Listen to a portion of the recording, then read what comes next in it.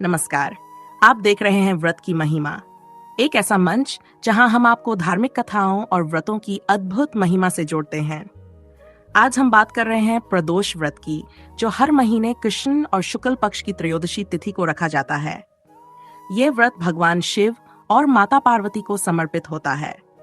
धार्मिक मान्यता है कि इस दिन व्रत रखने और शिव जी की आराधना करने से साधक के जीवन में सुख, समृद्धि और सौभाग्य की वृद्धि होती है।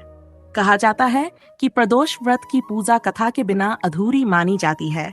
इसलिए आइए सुनते हैं प्रदोष व्रत की ये पावन कथा। बहुत समय पहले की बात है।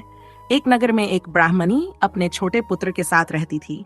उसके पति का निधन हो चुका था और उसका जीवन अत्यंत कठिनाइयों से भरा हुआ था। वह प्रतिदिन सुबह सवेरे अपने पुत्र के साथ भीख मांगने निकल जाती थी, जिससे किसी तरह पेट भर सके। एक दिन लौटते समय उसे रास्ते में एक घायल बालक कराहता हुआ मिला। उसकी ममता जाग उठी और वह उसे अपने घर ले आई।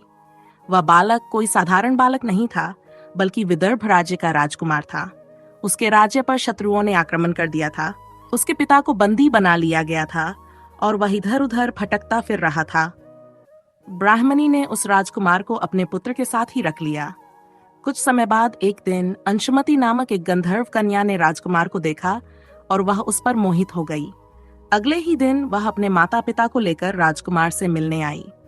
जब माता पिता ने राजकुमार को देखा तो उन्हें भी वह अत्यंत योग्य प्रतीत हुआ।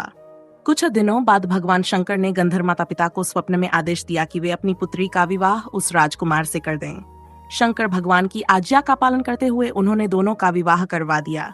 ब्राह्मणी प्रतिदिन श्रद्धा से प्रदोष व्रत करती थी और शिव जी की पूजा में लीन रहती थी। उसके इस निष्ठा पूर्ण व्रत का प्रभाव ऐसा हुआ कि भगवान शंकर की कृपा और गंधर्वों की सेना की सहायता से राजकुमार ने अपने राज्य को शत्रुओं से मुक्त कराया और अपनेता के साथ पुनः राजगद्दी पर बैठ गया। उसने ब्राह्मण पुत्र को अपना प्रधानमंत्री बना दिया। ऐसा माना जाता है कि जैसे ब्राह्मणी के सच्चे श्रद्धा, भक्ति और प्रदोष व्रत के प्रभाव से उसका जीवन बदला, वैसे ही भगवान शिव अपने हर सच्चे भक्त के जीवन को बदल सकते हैं। इसलिए श्रद्धा और भक्ति से किया गया प्रदोष व्रत निश्चित ही फलदायक होता है। यदि आपको ये कथा प्रेरणादायक लगी हो तो हमारे चैनल व्रत की महिमा को जरूर सब्सक्राइब करें और बेल आइकन दबाएं, ताकि आपको हर व्रत और पर्व से जुड़ी अद्भुत कथाएं समय पर मिलती रहें। शिव जी की आरती के साथ इस कथा का समापन करें और भगवान से कृपा की कामना करें। हर हर महादेव।